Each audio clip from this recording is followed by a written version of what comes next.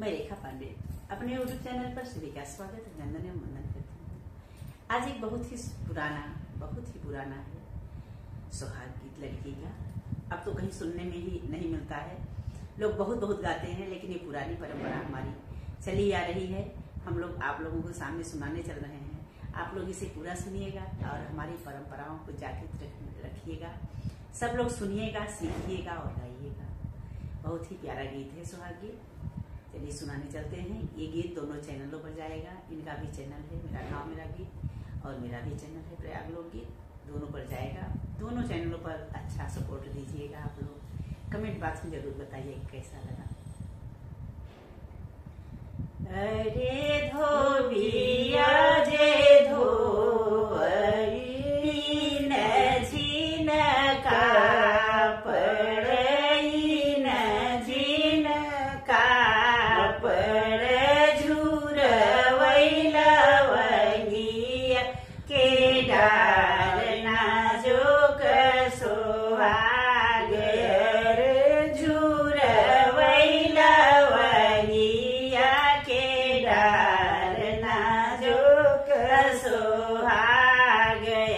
रे धोबिया जे धोवई न झीन कापड़, सफेद रंग कापड़, सफेद रंग कापड़, रे झुरवैला वंगिया के डार नाजुक सोहाग, रे झुरवैला वंगिया के डार नाजुक सोहाग।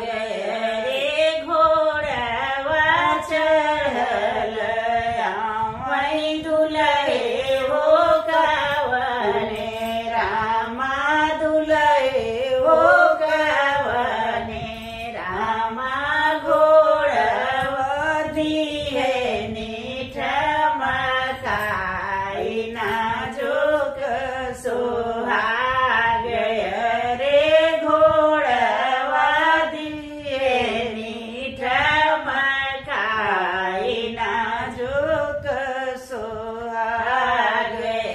रे हम तो से पूछूं धोबिया बेटवना, रे धोबिया बेटवना, रे के करी धोबिया चोलिया जुराई नाजुक सोहाग, रे के करी धोबिया चोलिया जुराई नाजुक सोहाग। रे माई तो से पूछा ओ धोबिया बेटवना, रे धोबिया बेटवना, रे के करी धोबिया चोलिया झुराई नाजुक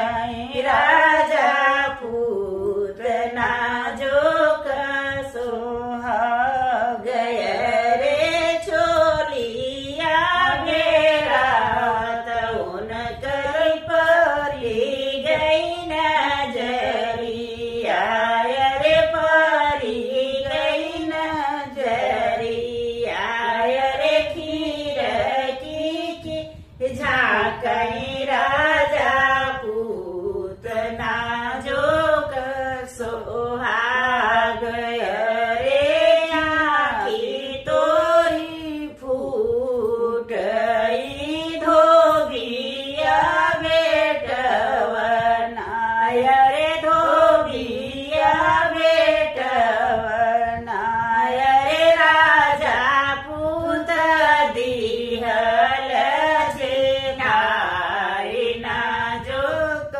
सोहाग रे राजा पूत दिहल चिन्हाई ना जो सोहाग। जय श्री राम। पूरा सुनना चाहिए, आधा दिन सुनी।